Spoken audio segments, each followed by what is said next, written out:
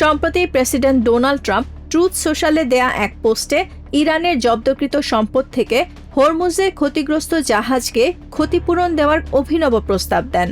তবে কোনো দেশ ট্রাম্পের এই প্রস্তাব কার্যকরের পথে হাঁটলে হরমুজ প্রণালীতে তারা প্রবেশাধিকার হারাবে বলে হুঁশিয়ারি দিয়েছে তেহরান।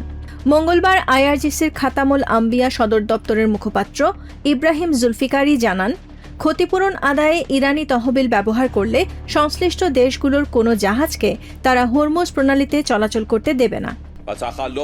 আমেরিকান প্রেসিডেন্টকে এই বেআইনি পদক্ষেপের পরিণতি সম্পর্কে সতর্ক করছি। যেসব কোম্পানি বা দেশ ট্রাম্পের প্রস্তাবে সায় দিয়ে ইরানের বাজেয়াপ্ত সম্পদ ব্যবহার করবে, তাদের কোনো জাহাজকে পরবর্তীতে হরমুজ প্রণালী অতিক্রম করতে দেবে না ইরানের সশস্ত্র বাহিনী। জুলফিকারি বলেন, ইরানের উপর আরোপিত যুদ্ধ এবং আমেরিকান বাহিনীর সৃষ্ট নিরাপত্তাহীনতার কারণে ইরানি সম্পদ থেকে ক্ষতিপূরণ দেয়া সম্পূর্ণ বেআইনি। বিশ্ব জ্বালানি সরবরাহের প্রধান এই রুটে যখন নতুন করে অচলাবস্থার আশঙ্কা, তখন ওমানের মধ্যস্থতায় জিসিসি দেশগুলোর সাথে একটি বিকল্প যৌথ ব্যবস্থার আলোচনাও চলছে। এদিকে গত 5 মাসের ইসরায়েল হামলায় নিজেদের বিস্তৃত ক্ষয়ক্ষতির খতিয়ান প্রকাশ করেছে তেহরান।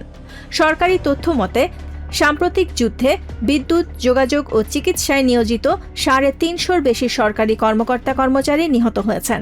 সবশেষ 2 সপ্তাহের হামলায় পুরোপুরি ধ্বংস হয়ে গেছে বুশের বিমানবন্দর ও আবহাওয়া কেন্দ্র।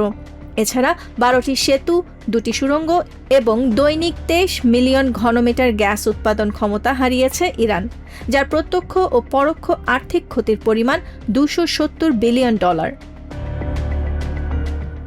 Nahid Sihan, TVN24 news desk.